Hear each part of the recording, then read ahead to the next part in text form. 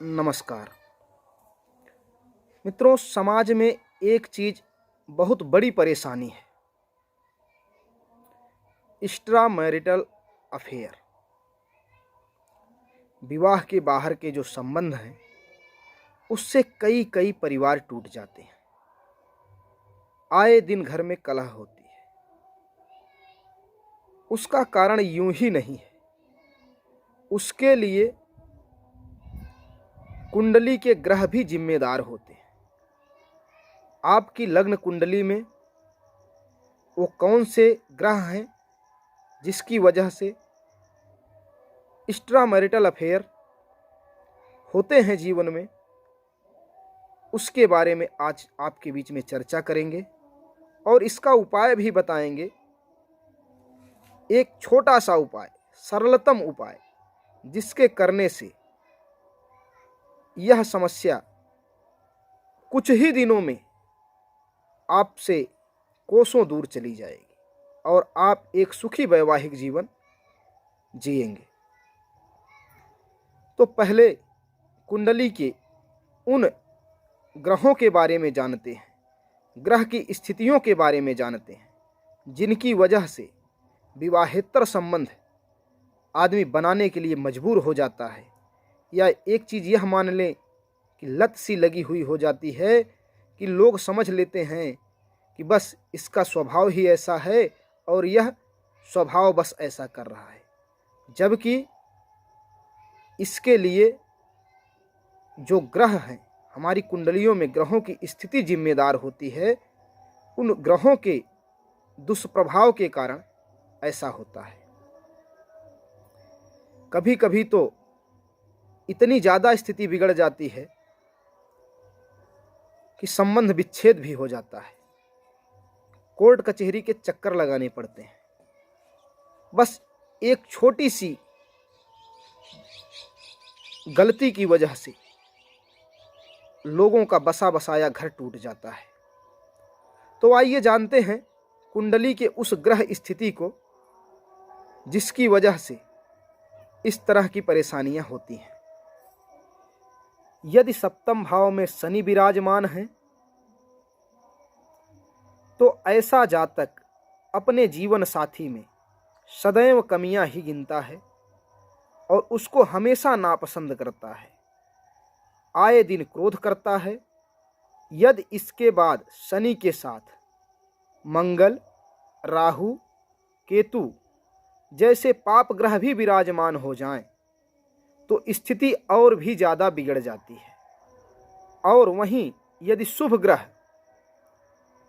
गुरु, शुक्र, बुध हो जाते हैं तो समस्या उससे सामान्य हो जाती है, कम हो जाती है, लेकिन होती जरूर है। इसके कुछ अपवाद भी हैं जो आखिरी में हम आपसे बात करेंगे। और दूसरी स्थिति, यदि कुंडली के द्वितीय भाव में मंगल और शनि एक साथ हो जाते हैं तो शनि की दशा या अंतर्दशा में या फिर मंगल की दशा या अंतर्दशा में विवाहेतर संबंध जैसी परेशानियां देखने को मिलती हैं। और यदि नवम भाव में चंद्रमा और शनि की युति हो जाए, नवम भाव भाग्य भाव कहा जाता है, अगर वहां पे चंद्रमा और शनि की युति हो जाए तो शनि की दशा या अंतर्दशा में या फिर चंद्रमा की दशा या अंतर्दशा में जातक हो या जातिका विवाहेतर संबंध की तरफ आकर्षित हो जाते हैं, खिंचाव बढ़ जाता है। ये तीन विशिष्ट कारण हैं जिसकी वजह से व्यक्ति एक्स्ट्रा मैरिटल अफेयर जैसी समस्या में फंस जाता है। और इसके अपवाद की बात जो हमने कही थी उसको जान लेते हैं। हमने जो स्थितियां बताई हैं, इन सभी स्थितियों में जिसकी मैंने चर्चा की, यदि शनि जिसकी जन्म पत्रिका में योग कारक होते हैं,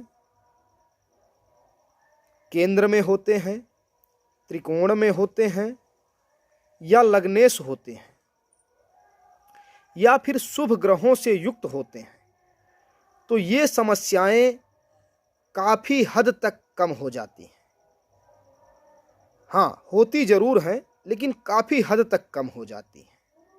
और अब इसका एक उपाय है, टोटका जिसे कहा जाता है।